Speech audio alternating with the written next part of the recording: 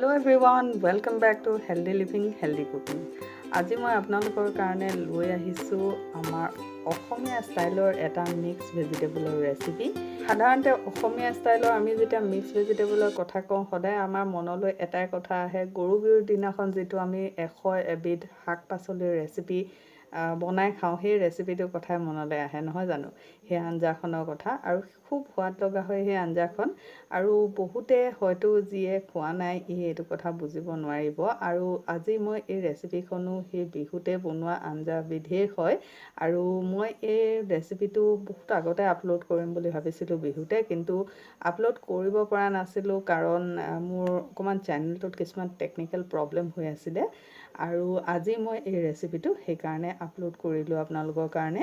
আঞ্জাখনত আচলতে সকলো ধৰণৰ সোৱাদৰ সংমিশ্ৰণ ঘটিছে। ইয়াত আপুনি টেঙা, তিতা, মিঠা, কেঁহা সকলো ধৰণৰ সোৱাদেই পাব, কাৰণ ইয়াত মই কল পচলা, কঁঠাল, তৰা গাজ, বেতগাজৰ পৰা আদি কৰি ভেকুৰী সকলো ধৰণৰ পাচলি যি মোৰ ঘৰত আছিল বা বাৰীত আছিল সকলোখিনিয়ে ইয়াত এই পাচলিখিনি ইয়াত এড কৰিছোঁ।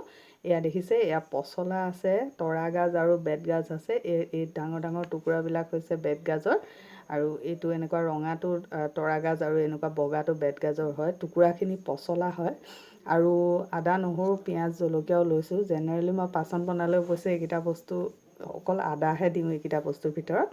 এতিয়া আলু লৈছোঁ, চজিনা লৈছোঁ, ফ্ৰেঞ্চ বিন আছে, জাতিলাও আছে, ফুলকবি আছে, বন্ধাকবি আছে, গাজৰ আছে, বেঙেনা আছে, স্কোৱাছ আছে, ৰঙালাও আছে, তাৰপিছতে মটৰ, তাৰপিছত আছে আমাৰ ভেদাইলতা আছে, কচু ঠুৰিও লৈছোঁ মই, তাৰপিছতে পদিনা লৈছোঁ, ধনিয়া লৈছোঁ, মচুন্দৰী অকণমানো আছে। এনেকৈ ধৰণে শাক পাচলি অলপ লৈছোঁ, অলপ মটৰ লৈছোঁ, আৰু এটা টেঙাৰ কাৰণে আমি বিলাহীও এড কৰিম। আৰু এই সকলোখিনিয়ে আমি এটা এটাকৈ ষ্টেপ কৰি এড কৰি যাম পাচলিখনত। এইখিনি কঁঠাল হয়, কঁঠালখিনি মই অলপ বইল কৰি লৈছোঁ, কাৰণ কঁঠালটো নহ'লে সিজিবলৈ বহুত টাইম লাগে। এতিয়া আহকচোন আমাৰ পাচলিখন ৰান্ধিবলৈ আমি আৰম্ভ কৰোঁ। প্ৰথমতে মই এখন কেৰাহীত অলপ তেল দি লৈছোঁ। তেলখিনি যেতিয়া গৰম হ'ল, ইয়াতে মই দি দিছোঁ জলকীয়া আৰু পাঁচফোৰণ আৰু কেইটামান জিৰা গুটি। আপোনাৰ ইচ্ছা যিকোনো ধৰণৰ আপুনি পাচলিৰ সৈতে বনাব পাৰে এই পাচনবিধ, আৰু আপোনাৰ নিজৰ ওপৰত কথা। আপোনাৰ যদি পচন্দৰ কিবা পাচলি ইয়াত নাই, সেইটো তেতিয়াহ'লে স্কিপো কৰিব পাৰে। এতিয়া আমি পাচনখন ৰান্ধোতে সদায় প্ৰথমতে যিখিনি বেছি টান পাচলি সেইখিনি ভাজি ল'ম। এতিয়া দেখিছে মই প্ৰথমতে আলু আৰু গাজৰখিনি আগতে ভাজি লৈছোঁ, কাৰণ আলু আৰু গাজৰটো টান হয়। আৰু এতিয়া ইয়াৰ পিছতে মই ফুলকবিও এনেকৈ ভাজি ল'ম। মই ক'ব পাহৰিছিলোঁ, ইয়াত মই আলু আৰু গাজৰ দিয়াৰ আগতে অলপমান হালধি দি লৈছিলোঁ, প্ৰায় 1 চামুচমান হালধি মই দি দিছিলোঁ। এতিয়া মই ফুলকবি কেইটুকুৰাও এনেকৈ দি দিছোঁ, আৰু এইখিনি প্ৰথমতে এনেকৈ ভালকৈ ফ্ৰাই হ'ব দিম, কাৰণ এইখিনি পাচলি অকণমান সিজোতে আমাৰ টাইম লাগিব, আৰু বাকীখিনি পাচলিত যিহেতু পানী আছে সেইকাৰণে। এতিয়া এটা পিঁয়াজো দি দিছোঁ মই। এটা ডাঙৰ চাইজৰ পিঁয়াজ কুটি লৈছিলোঁ, সেই পিঁয়াজটো লগতে দি দিছোঁ। পিঁয়াজখিনি আপুনি ইচ্ছা কৰিলে তেলতো দিব পাৰে। এতিয়া নহৰু, আদা আৰু জলকীয়াখিনিও দি দিলোঁ ইয়াতে, আৰু এতিয়া পুনৰ এইখিনি এনেকৈ ভাজি লৈছোঁ।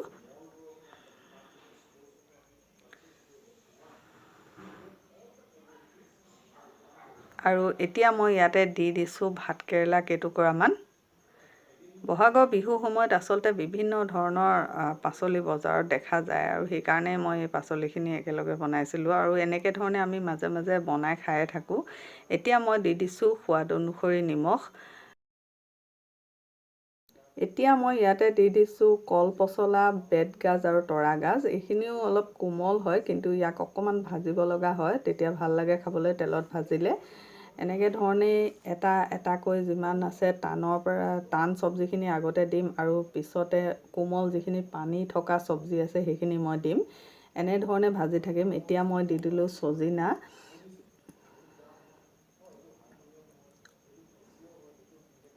আৰু এতিয়া ইয়াতে মই বইল কৰি থোৱা কঁঠাল কেইপিচ দি দিছোঁ।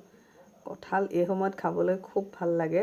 কঁঠালৰ ৰেচিপি আমি খুব বনাই খাই থাকোঁ ঘৰত অনবৰতে, আৰু খাবলৈ ইমানেই ধুনীয়া হয় যে ক'বই নালাগে। এতিয়া কেইটুকুৰামান কুন্দুলিও আছিল ঘৰত, সেই কেইটুকুৰাও মই দি দিছোঁ।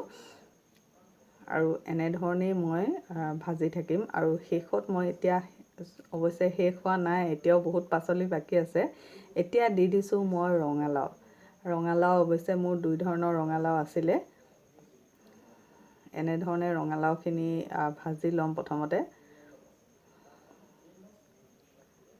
বহুতে এনেকুৱা পাচলিত সদায় খাৰ দিও খায়, অকণমান খাৰ দি, কিন্তু খাৰ মই অৱশ্যে আজি ইউজ নকৰোঁ, কাৰণ ইয়াতে তিতা টেঙা সকলো ধৰণৰ শাক পাচলি আছে। সেইকাৰণে মই ইয়াতে খাৰ বোলা বস্তুটো ব্যৱহাৰ নকৰোঁ।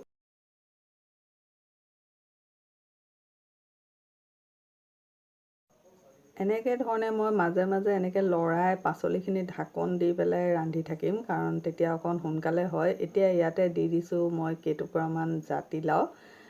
জাতিলাওখিনিত অৱশ্যে অলপ পিছতে পানী ওলাবলৈ আৰম্ভ কৰিব, সেইকাৰণে আমি পানী নিদিয়াকৈ প্ৰথমতে এই যিখিনি পাচলিৰ পৰা পানী ওলাব সেইখিনিৰ সৈতেই ৰান্ধিবৰ চেষ্টা কৰিম। আৰু জুইটো মই মিডিয়াম কৰি ৰাখিছোঁ, খুব বেছি জুইৰো ইয়াত দৰকাৰ নাই।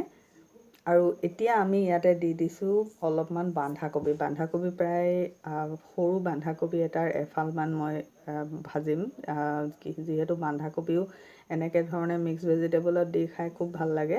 আৰু এনেকৈ ধৰণে এতিয়া মই লাহে লাহে ভাজি থাকিম। এতিয়া দেখিছে কেৰাহীখনৰ ওপৰলৈকে পাচলিখিনি আহি গৈছে, কাৰণ অকণমান সৰহকৈ বনাইছিলোঁ আৰু খাবলৈ খুব সোৱাদ লগা হৈছিল।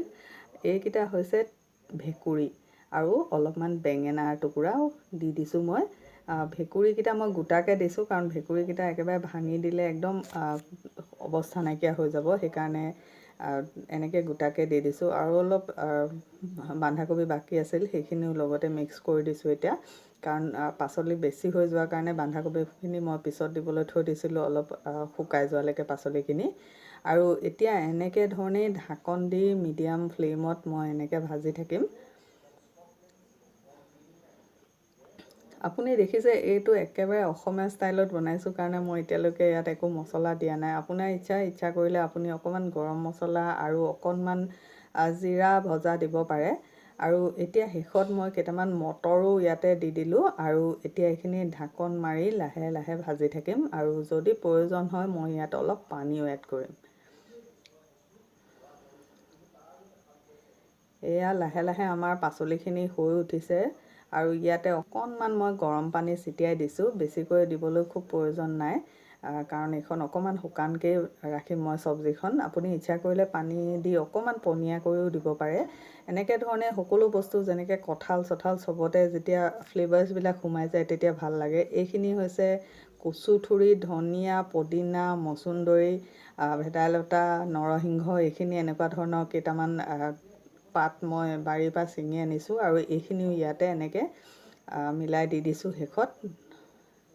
আৰু ইয়াৰ পৰা এটা খুব ধুনীয়া সুগন্ধ আহে, বিশেষকৈ পদিনাৰ পৰা এটা খুব ধুনীয়া আপোনাৰ সুগন্ধ আহিব, আৰু সেইটো কাৰণে আৰু এই ভাজিখন জুতি লগা হৈ পৰে। আপুনি ইচ্ছা কৰিলে জলকীয়াৰ পৰিমাণটো অকণ বঢ়াইও দিব পাৰে, কিন্তু মোৰ ঘৰত যিটো জলকীয়া আছিলে সেইটো অকণমান জলকীয়া চোকা হয়, সেইকাৰণে মই বেছি জলকীয়া ব্যৱহাৰ কৰা নাই। এয়া চব্জিবিলাকৰ পৰা পানী ওলাবলৈ লাহেকৈ আৰম্ভ কৰিছে, আৰু মই এনেকৈ অকণমানকৈ মাজে মাজে লৰাই ঢাকন দি ভাজি আছোঁ। আপুনি ইচ্ছা কৰিলে ইমানখিনিলৈকেও ৰান্ধি পেলাই থৈ দিব পাৰে। কিছুমান মানুহে অকণমান ভাজিটো টানকৈ খাই পেলাই ভাল পায়, কিন্তু আমাৰ ঘৰত যিহেতু অকণ বয়সস্থ আৰু সৰু বাচ্ছা আছে, গতিকে সেইকাৰণে অকণমান মই ভাজিখন অকণমান অভাৰকুক কৰিম। আৰু ইচ্ছা কৰিলে আপুনি আৰু অকণমান ইয়াত পানীও দি দিব পাৰে। এয়া দেখিছে ভেকুৰীটো গোটাকৈ আছে, এনেকৈও খাবলৈ খুব ভাল হয়। ভেকুৰীটোৰ ভিতৰত নিমখো সোমাই যায় আৰু সিজিও যায় ধুনীয়াকৈ। এয়া আমাৰ চব্জিখন প্ৰায় হৈ গৈছে, আৰু ইয়াত মই শেষত দি দিছোঁ এটা বিলাহী কাটি। আৰু এনেকৈ লাহে লাহে অলপ অলপকৈ লৰাইছোঁ যাতে চব্জিখিনি ভাঙি নাযায়। এয়া আমাৰ পাচলিখন ধুনীয়াকৈ হৈ উঠিছে, আৰু ইয়াতে অকণমান মই গৰম মছলা দি দিছোঁ। এয়া আচলতে ঘৰতে খুন্দা লং, ইলাচি আৰু ডালচেনি গুড়াহে হয়, সেয়াই অকণমান মই দি দিছোঁ। বেছি মছলা মই ইয়াত ইউজ কৰা নাই আজি, একদম অসমীয়া ষ্টাইলত বনাইছোঁ খাবলৈ। আৰু বিশ্বাস কৰক ইমানেই খাবলৈ ভাল হৈছিল নহয়, ক'বই নালাগে। আৰু এনেধৰণে আপোনালোকেও বতৰৰ শাক পাচলি ৰান্ধি খাই চাবচোন, বিশেষকৈ এই সময়খিনিত আমাক বহুতো বেছি পুষ্টিৰ প্ৰয়োজন হয় খুব হেল্ডি হয় এই ৰেচিপিটো আশা কৰিছোঁ আজি ভিডিঅ'টো চাই আপোনালোকে ভাল পাইছে যদি ভাল পাইছে তেতিয়াহ'লে ইয়াক এটা লাইক কৰি দিয়ক মোৰ চেনেলটোক ছাবস্ক্ৰাইব কৰি দিয়ক আৰু কাষত থকা বেল আইকনটো প্ৰেছ কৰি দিব যাতে সকলো ধৰণৰ মোৰ চেনেলৰ ন'টিফিকেশ্যন আপোনালোকে পাই থাকে আজিলৈ ইমানেই পুনৰ লগ পাম এটা নতুন ভিডিঅ'ৰ সৈতে সুস্থ থাকক সুৰক্ষিত থাকক জয় আই অসম